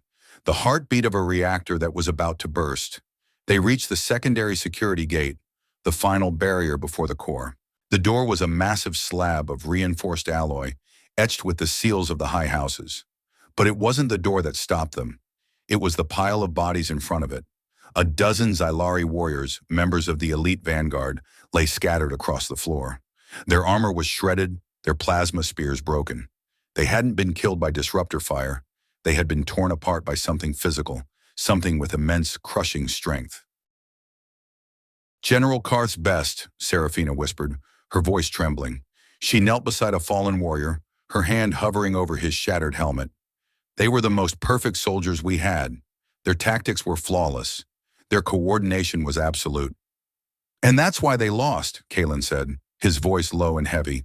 He looked at the way the bodies were positioned, a perfect defensive circle. They fought by the book. They formed a perimeter. They covered their sectors, and they waited for orders. The Sideros just used that predictability to grind them down. They were too perfect to survive a fight this dirty. A sudden, low growl echoed from the shadows behind the gate. It wasn't an electronic sound. It was the sound of metal being bent and vocal cords that shouldn't exist being forced to vibrate. From the darkness, a figure emerged. It was twice the size of a man, a hulking mass of Xylari armor and Sideros alloy fused together in a grotesque, seamless union. It had 4 arms, each ending in a serrated blade, and its head was a featureless mask of liquid chrome. A juggernaut, Serafina gasped, her mind flaring with a terror that Kaelen felt like a physical blow. It's a forced assimilation. They took our warriors and turned them into this. The juggernaut stepped into the flickering light, its heavy feet cracking the stone floor. It didn't scan them. It didn't calculate. It simply charged, its blades whistling through the air with a terrifying, mindless velocity. Get back, Kaelen shouted, shoving Serafina toward the gate controls. He dove to the left, the juggernaut's blades missing his head by an inch, and buried themselves in the obsidian pillar behind him. The impact was so violent that the stone shattered, sending a spray of black glass into Kaelen's face. Kaelen scrambled to his feet, his vision blurred by blood from a cut on his forehead. He swung his torch, but the juggernaut moved with a speed that defied its mass. It caught Kaelen's arm in one of its secondary limbs, the metal claws sinking into his flesh. Kaelen screamed, the pain a white-hot spike that threatened to black out his vision. Through the bond, he felt Serafina's panic, her logical mind screaming at her to flee, to calculate the survival of the Empire over the life of the human. No, the thought erupted from her, a roar of defiance that was entirely un-Xylari. I will not let him fall. She didn't run. She didn't look for a tactical egress. She grabbed a broken plasma spear from the floor and lunged at the juggernaut. She didn't aim for a vital organ. She jammed the spear into the seam of the monster's neck, where the Xylari armor met the Sideros alloy. The juggernaut roared, a sound of digital feedback and organic agony. It released Kaelen, swinging its primary blades at Serafina with a blind, murderous fury. Kaelen fell to the floor, his arm a mangled mess of blood and shredded fabric. He looked up and saw Serafina dancing on the edge of death, her movements no longer graceful or measured. She was fighting like a cornered animal, using every scrap of the human chaos she had absorbed from the bond. She was tripping, she was swinging wildly, and she was screaming. And it was working. The juggernaut couldn't predict her. Every time it moved to counter a logical strike, she did something irrational. She threw a piece of stone, she dived under its legs, she bit into its chrome arm. It was a symphony of beautiful, desperate imperfection. Finish it, Kaelen? Her thought blazed into his mind, clear and sharp. Kaelen forced himself to stand, his vision swimming. He looked at the juggernaut, then at the massive coolant pipe running along the ceiling. It was the primary intake for the sector, filled with thousands of gallons of pressurized liquid ammonia. He didn't have the strength to climb. He didn't have the accuracy to throw his torch. He looked at his hand, the hand that had signed the blueprints for the ship that killed 14 people. He looked at the scars on his knuckles. One more time, Kaelen whispered to the ghost in his head. Just one more time. He took the power cell from his torch and slammed it into the manual override for the ceiling's emergency purge system. It wasn't a tactical move. It was a gamble that would likely kill them both. Serafina! Down! He hammered the activation plate. The ceiling exploded. Not with fire, but with a torrential, freezing flood of liquid ammonia. The white, stinging mist filled the room in a heartbeat, the temperature dropping to a level that turned the air itself into ice. The juggernaut, its siderose alloy already struggling to maintain a stable molecular structure, was hit by the full force of the purge. The chrome shattered like glass under the thermal shock. The monster froze in mid-stride, its blades raised, its liquid metal head cracking open to reveal the dead gray face of the Xylari warrior inside. Then it simply fell apart, a pile of frozen scrap and shattered hope. Kaelen slumped against the gate, his lungs burning from the ammonia fumes.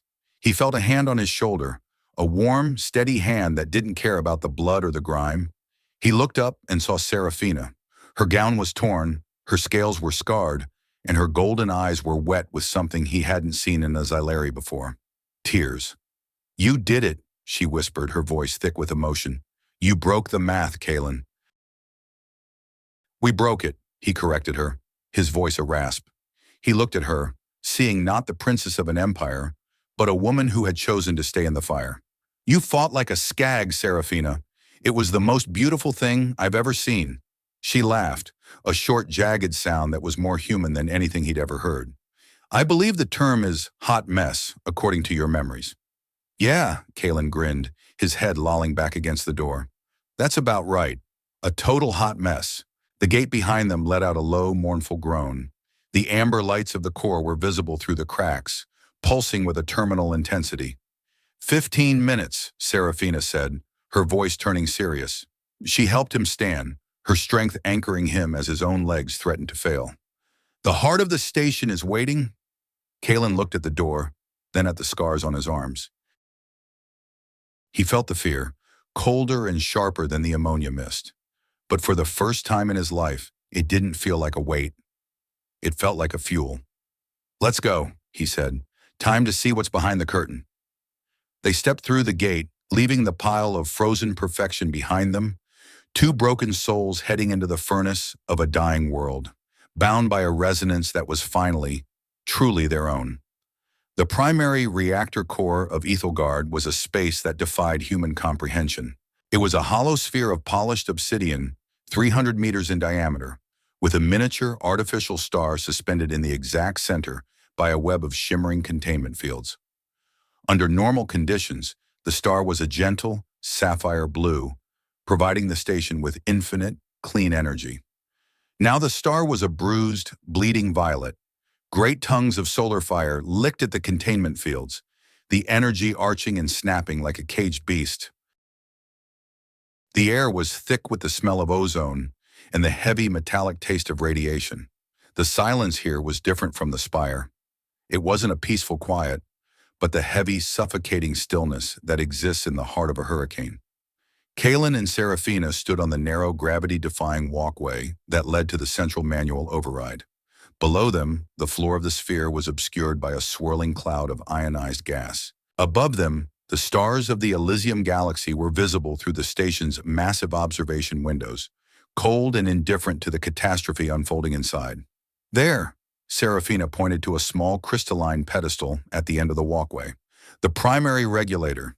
If we can manually reset the containment harmonics, the star will stabilize. But it requires a dual-key authentication. One Xylari, one resonance, one human, Kaelen finished for her. He looked at the pedestal, then at the glowing, erratic star. Let's get it done before we turn into charcoal. They began to move across the walkway, but they had only taken 10 steps when the air in front of them began to shimmer. The ionized gas below rose up, coalescing into a shape that was taller and more elegant than any Sideros they had faced before. It was the Sideros Prime. It didn't have a physical body. It was a projection of light and nanitic dust, its form shifting between 1,000 different species, 1,000 different faces. But as it settled into a stable image, it didn't choose a Xylari king or a human soldier. It chose the faces of the people Kaelen had lost. 14 people, men, women, and children, appeared in a translucent, ghostly line across the walkway. They were dressed in the simple jumpsuits of Terracore colonists, their faces etched with the same terror Kaelen had seen in his nightmares for a decade. "Kaelen," a voice whispered, echoing through the chamber. It was a woman's voice, soft, kind, and filled with a familiar, agonizing warmth. "Kaelen, why didn't you save us?" Kaelen froze.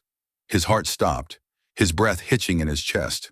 The torch fell from his hand, clattering against the walkway and sliding into the abyss. "Sarah," he gasped, his voice a broken whisper. "No, you're not real. You're just a ghost. We are the memory of your failure, Kaelen Vance," the Sideros Prime spoke, the voices of the 14 survivors speaking in a haunting, discordant unison. "We are the noise in your signal, the imperfection that makes you weak. Why do you struggle for a future when you are anchored to such a dark past?" Serafina reached out for Kaelen's arm, but he flinched away, his eyes fixed on the ghosts. Through the bond, she felt a tidal wave of guilt, a cold, black ocean that threatened to pull him under. It was more than memory. It was a physical weight, a crushing gravity that was literally pulling him toward the edge of the walkway. "Kaelen, listen to me!" Serafina shouted, her thought process a sharp golden flare in the darkness. "It's a simulation. They've mapped your neural trauma. They're using your own mind as a weapon." "It's not just a simulation," the Sideros Prime replied, the voice of a young boy now leading the chorus. "It is the truth. Look at the scars on his soul successor. He is a broken vessel. He is a man who builds things that break. He is the reason we are here. His chaos is the reason the Xylari are dying." The ghosts began to walk forward, their transparent hands reaching for Kaelen. Each step they took was a hammer blow to his psyche.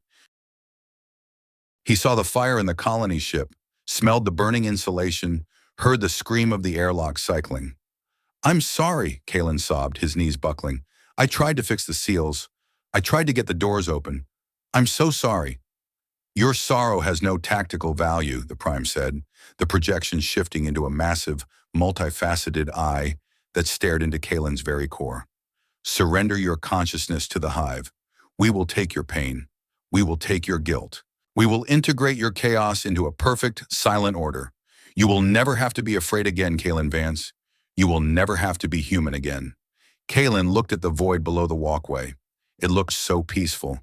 No more manifestos, no more fuel drills, no more ghosts. Just the silence of the machine. "Kaelen!" Serafina dived toward him, grabbing him by his jacket and pulling him back from the ledge. She slammed him against the railing, her moon-colored face inches from his. "Look at me, not them. Me." Kaelen looked up, his eyes glazed and vacant. "I killed them, Serafina. I killed them all." "Yes, you did," she shouted, the honesty of her words cutting through the fog of his guilt like a blade. "You made a mistake.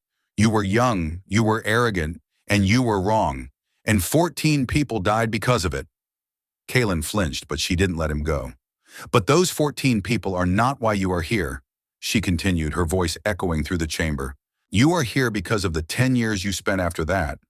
You are here because of every crate you moved, every shipment you checked, every small, boring thing you did right, because you didn't want to break anything else. You are here because you learned how to be worthy of the weight." The ghosts flickered, their forms becoming less stable. The Sideros Prime let out a low-frequency hum of irritation, the violet star behind it, pulsing with a new, frantic energy. "He is a relic," the Prime hissed. "A ghost of a dying world." "He is a human," Serafina roared, her scales glowing with such intensity that the shadows in the chamber vanished. "And he is my resonance. He is afraid, he is broken, and he is a total hot mess. And that is exactly why he is going to stop you." She reached into the bond, not with logic or data, but with a raw, unfiltered surge of her own vulnerability. She showed him her own fear, the fear of being the last of the Xylari, the fear of never knowing what it felt like to be loved, the fear of failing her father. She showed him that her perfection was a lie, a thin veneer over a soul that was just as scared as his. Kaelen felt her fear, and suddenly, the ghosts didn't look like monsters anymore. They just looked like people. People who had lived, people who had died, and people who would have wanted him to keep going. He reached out his hand, his fingers brushing the translucent face of Sarah. "I know," he whispered. "I know." He took a deep breath, the ozone and the radiation stinging his lungs. He felt the fear, the crushing, terrifying fear that he was going to fail again. He felt the guilt, the heavy, permanent weight of the 14 souls. But he didn't run. He didn't hide. He didn't surrender to the silence. He stood up. His legs were shaking, his arm was bleeding, and his mind was a shattered mirror. But he stood. "I'm terrified," Kaelen said, his voice quiet but steady. He looked the Sideros Prime in its massive, multifaceted eye. "I'm scared out of my mind that I'm going to mess this up. I'm scared that I'm not enough to save 3 billion people." The Prime's eye narrowed. "Then why do you stay? Why do you fight when the math says you will fail?" "Because that's what we do," Kaelen said, a small, weary smile touching his lips. "We fail, and we hurt, and we carry our scars like trophies. And then we get back up and we try again, because the struggle is the only thing that's real. Your perfect order? It's just a fancy way of being dead." He turned to Seraphina and held out his hand. "Let's finish the job, Princess." The Sideros Prime let out a digital shriek, the nanitic dust of the ghosts swirling into a violent vortex. The violet star erupted in a massive flare, a wave of heat and radiation slamming into the walkway. Kaelen and Seraphina ignored it.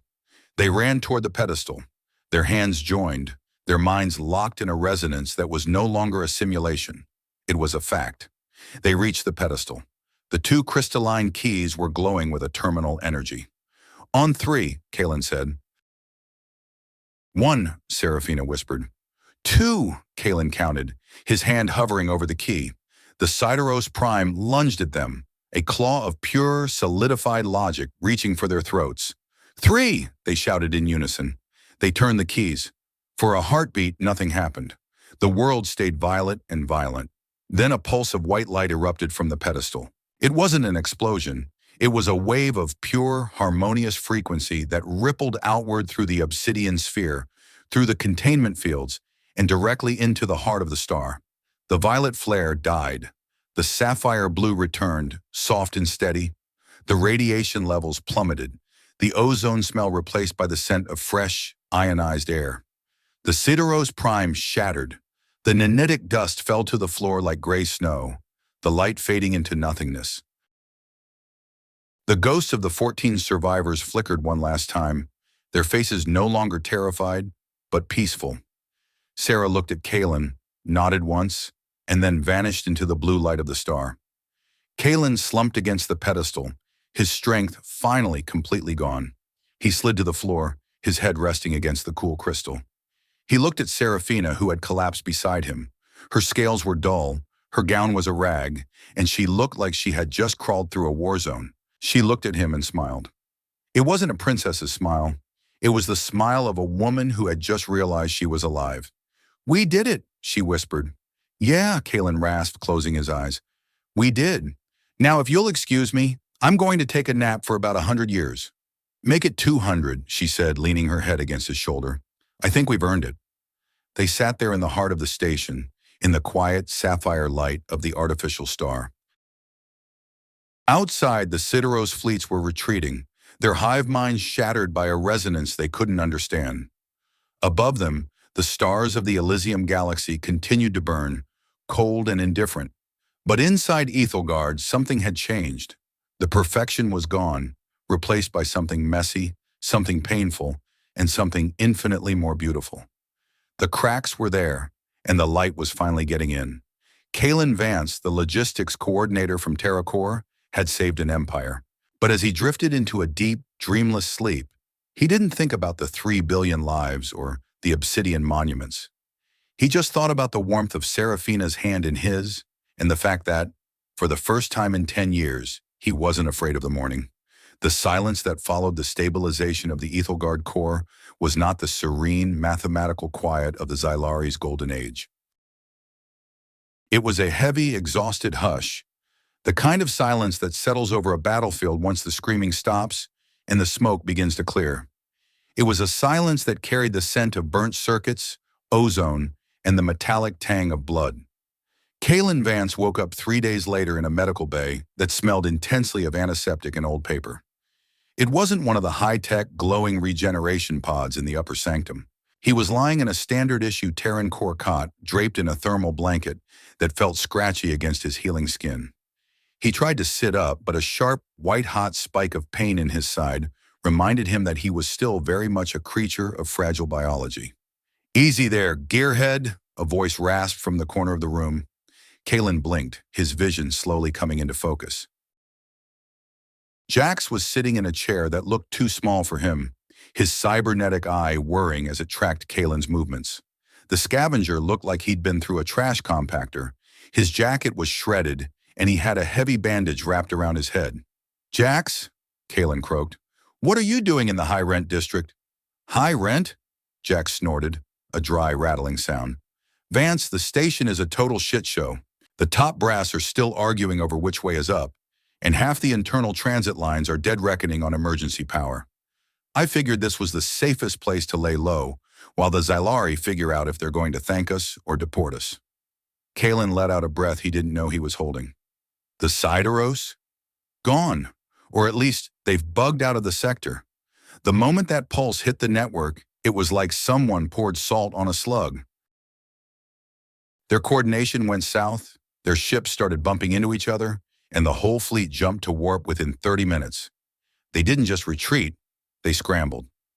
Whatever you and the princess did down there, you really screwed the pooch for their hive mind." Kaelen sank back into the pillow, his mind racing. He remembered the ghosts. He remembered the violet star turning blue. And he remembered Serafina's hand, warm and solid in the dark. "How is she?" Kaelen asked, his heart doing a strange, fluttering dance in his chest. "The successor? She's currently being poked and prodded by about 40 different priests and scientists," Jax said, leaning back in his chair. "Word on the street is she's changed. Her scales are shimmering in a different frequency, and she's been caught losing her temper with the High Council. Apparently, she told General Karth to take his tactical assessment and shove it where the sun don't shine. The Xylari are having a collective meltdown over it." Kaelen managed a weak laugh, which quickly turned into a wince. "Sounds like she's adjusting well to the human elements." "You did good, kid," Jack said, his voice dropping into a rare moment of sincerity. "I saw the casualty reports. If that reactor had gone critical, we'd all be stardust. You took a no-go situation and made it a win. Even the heavy hitters at the embassy are talking about you." "I didn't do it for the embassy," Kaelen whispered. The door to the medical bay hissed open, and the room suddenly felt brighter. Serafina stepped inside. She wasn't wearing the moon-colored gown or the ceremonial light mesh. She was dressed in a simple charcoal gray tunic, her moon-colored scales scarred and dull in places, but her golden eyes were burning with a newfound, piercing clarity. Jax took one look at her and stood up. "And that's my cue to vanish. I've got some salvage to, legalistically recover. See you around, Vance." He slipped out the door before Kaelen could reply. Serafina walked to the side of the bed, her movements fluid and grounded. She didn't look like a princess anymore. She looked like a survivor. She looked at Kaelen for a long moment, the bond between them humming like a distant, comforting song. "They wanted to move you to the Eternal Spire," she said, her voice soft but resonant. "The Archon insisted you be treated with the highest honors of the house. I told them I wanted to stay here," Kaelen said, gesturing to the cramped industrial room. "The Spire is too quiet, Serafina. I think I've had enough perfection to last me a lifetime." She nodded, sitting on the edge of the cot. Her touch on his hand was cool, but the resonance it triggered was a roar of shared memory. The council is in chaos. They are trying to reconcile the survival of the Empire with the fact that it was saved by a chaotic variable. General Karth has called for a full audit of our defense protocols. Let him audit all he wants, Kaelen said.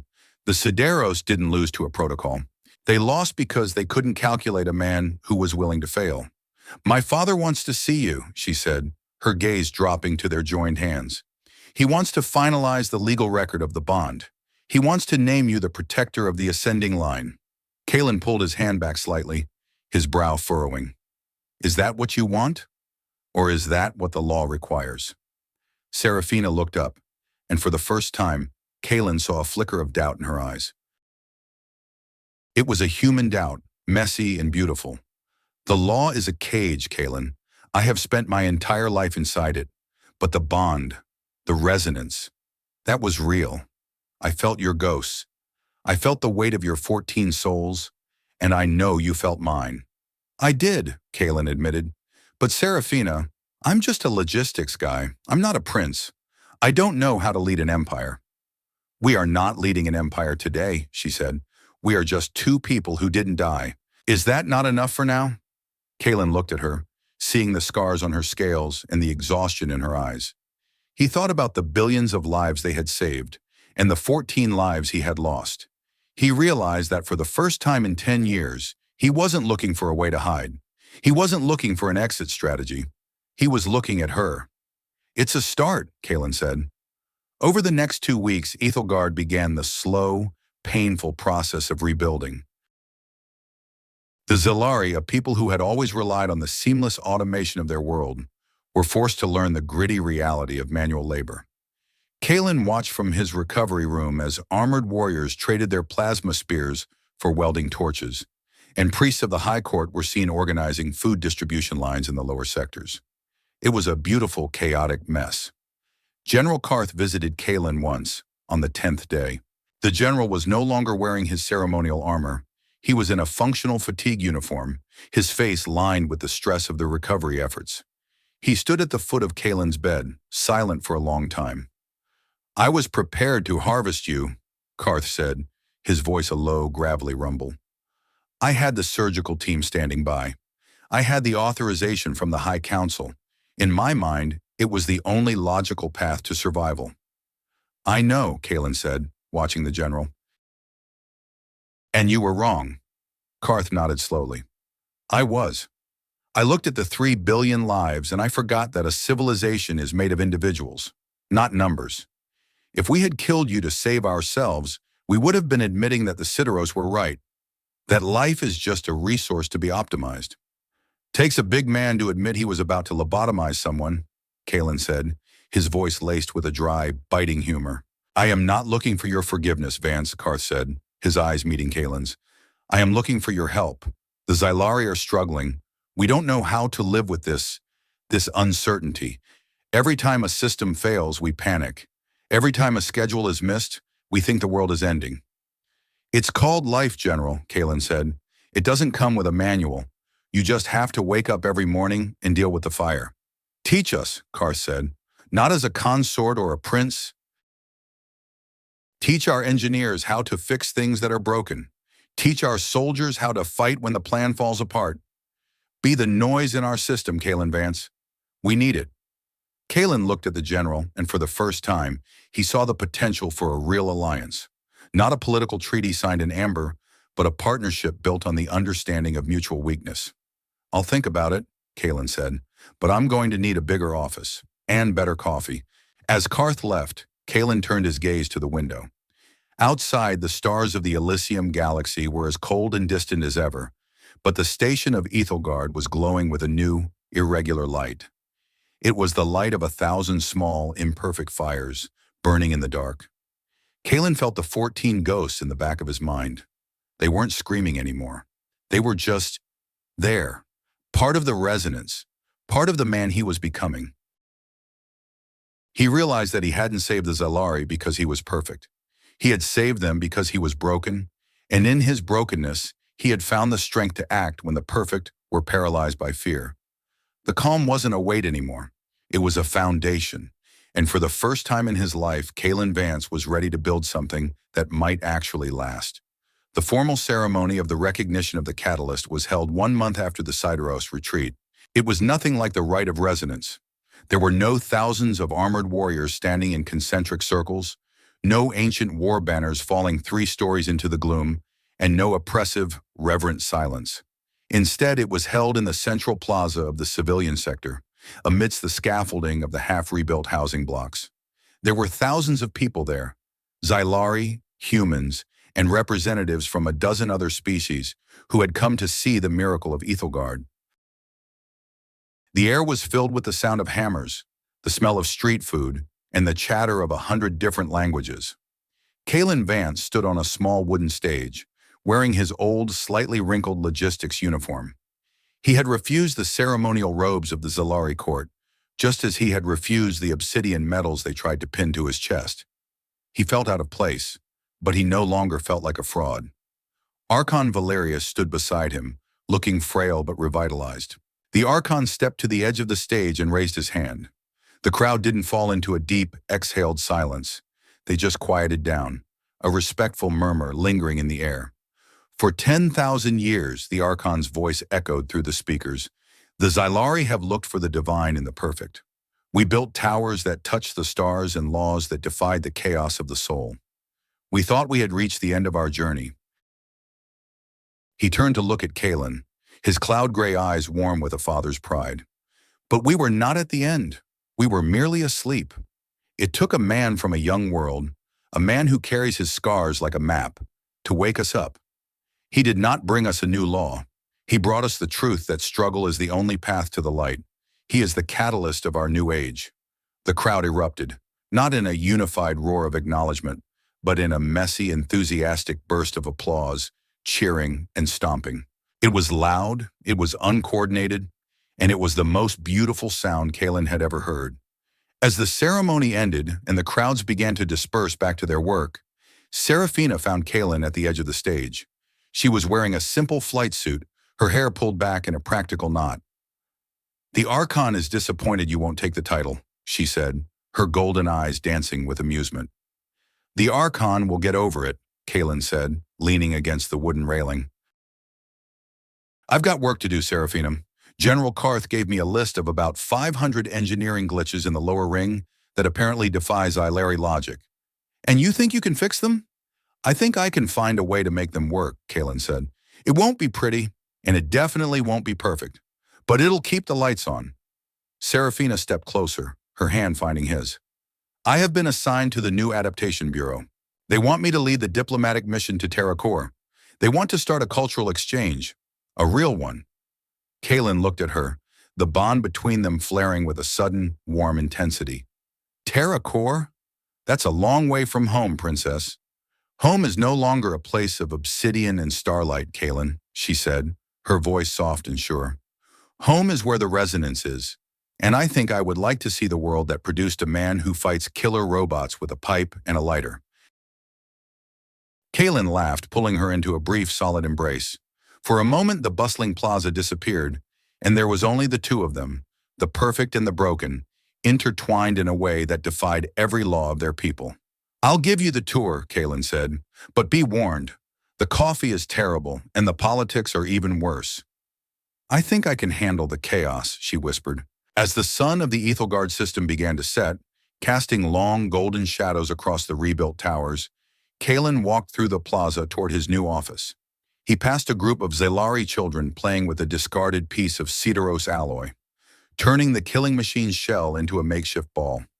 He saw a human engineer and a Xylari technician arguing over a schematic, their hands moving in frantic, expressive gestures.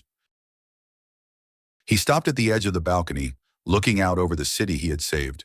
The ghosts were quiet now, a soft hum in the background of his mind. He looked at his hands, the hands that had built things that broke, and the hands that had fixed the heart of a star. "I spent 10 years trying to be a ghost among the living. I thought that if I stayed small enough, if I moved the crates and filed the forms and never looked up at the stars, the universe would forget I was here. I thought guilt was a life sentence, a weight that only grew heavier with every year I survived when 14 others didn't. I was so busy hiding from my failures that I didn't realize I was starving my own soul. But Aethelgard changed the sitrep. It showed me that the scars aren't just reminders of where we were hurt, they're the places where we've grown back stronger. I realized that the Zelari weren't dying because they were weak. They were dying because they had forgotten how to feel the pain of a mistake. They were so afraid of being wrong that they had stopped being right. I'm still scared. Every time I pick up a wrench or sign a manifest, a part of me is terrified that the hull is going to buckle again. But I've learned that the fear isn't the enemy. It's the engine.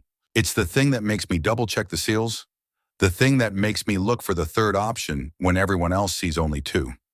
Being worthy isn't about being perfect. It's about being the one who stays in the room when the lights go out and the screaming starts. It's about choosing to be the anchor, even when you're drifting in the dark. I've spent a lot of my life running from the things that scared me, convinced that my mistakes made me less than I was supposed to be. But in the end, it was those very mistakes that gave me the tools to save everything I cared about. I wonder, what is that one thing in your own life that you've been hiding from, thinking it makes you weak or unworthy? What would happen if you stopped running and realized that your scars are exactly what make you the only person who can do what needs to be done? Kaelen Vance took a deep breath of the recycled air, adjusted the diplomatic badge on his worn jacket, and stepped into the bustling office of the Adaptation Bureau. He didn't look for a way out. He looked for a way in. The morning was clear, the star was blue, and for the first time in a decade, the man who was exactly what was needed felt perfectly, beautifully, humanly whole.